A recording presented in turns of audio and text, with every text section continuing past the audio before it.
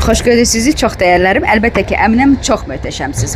Zaman həqiqətən realdırmı? Dainhir aksiya zərarcılarının birinin dediyinə görə zaman sabit bir şey deyildir. O təqvimlərlə, saatlarla ölçülən sərt bir sistem kimi qəbul olunur, amma əslində bizim yaratdığımız bir reallıqdır. Zaman enerjinin hərəkəti, seçimlərin nəticəsi və diqqətin istiqamətidir.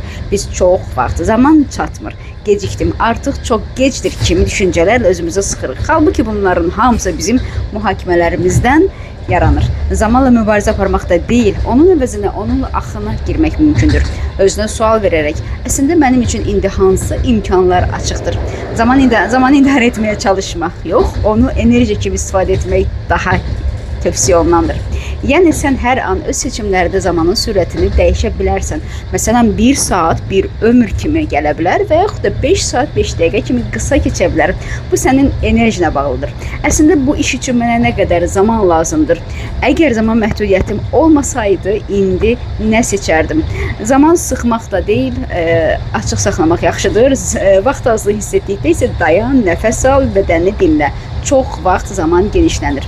Bu mən idim sizinlə. Leyla Əliyeva həkim endokrinoloq və eyni zamanda şuuraltı spiritual enerji elmləri mütəxəssisi. Sizi canlı və onlayn seanslarımıza qatılmağa dəvət edirəm. Hələlik dostlar.